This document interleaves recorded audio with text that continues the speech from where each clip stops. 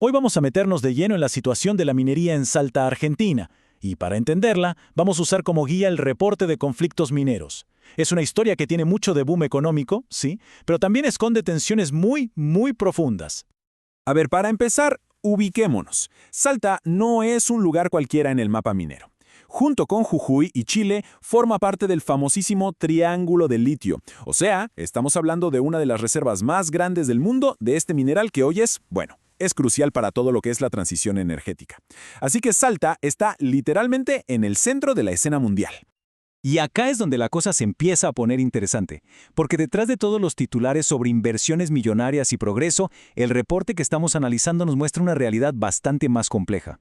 El informe nos da una imagen que me parece genial para entender lo que pasa. Habla de un mosaico de conflictos. Y esto es clave, ¿por qué? Porque no estamos hablando de un solo gran problema, sino de un montón de piezas chiquitas y distintas que cuando las juntamos nos cuentan la historia completa. Hay luchas por el medio ambiente, hay disputas laborales, hay tensiones políticas, de todo un poco. Y para armar este mosaico, el reporte se enfoca en 5 casos que son fundamentales.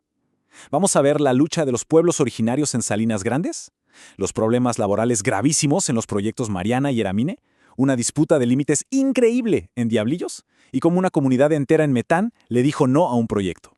Cada uno de estos casos es una pieza del rompecabezas. Bueno, arranquemos con la primera pieza de este mosaico. Quizás la más fundamental de todas.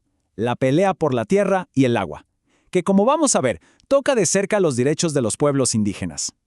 33. Quédense con ese número. Son 33 las comunidades indígenas Collas y Atacamas, en la cuenca de Salinas Grandes, que se unieron para defender sus territorios ancestrales del avance de la minería de litio. Y acá está el corazón del problema.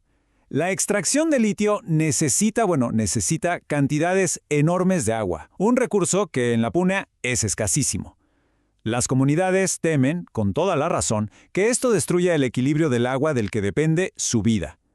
Pero el punto central, lo que denuncian, es que todo esto se está haciendo sin consultarlos, violando su derecho a dar consentimiento. Y ojo, que esto no es un problema nuevo ni chiquito.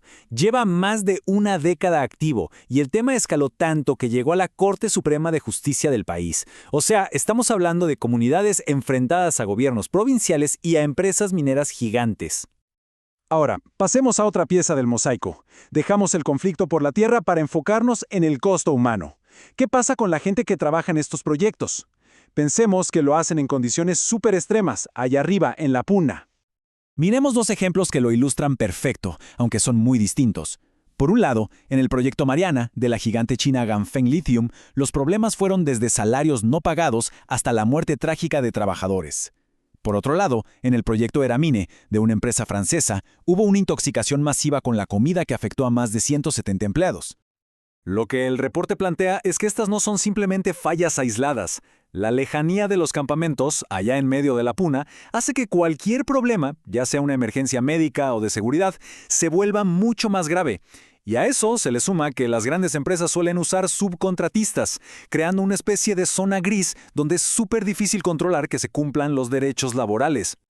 Y llegamos a la última gran pieza de nuestro mosaico, el poder y la política. Acá vamos a ver cómo se resuelven estas disputas, ya sea con acuerdos políticos, por la vía legal o a veces por la acción directa de la gente. La historia del proyecto de oro y plata Diablillos es increíble. Por décadas las provincias de Salta y Catamarca se pelearon en los tribunales por ese territorio. El problema, una frontera que estaba mal definida desde los años 80. Parecía un callejón sin salida.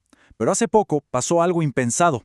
En vez de seguir peleando, los gobernadores se sentaron y firmaron un acuerdo para manejar el proyecto juntos.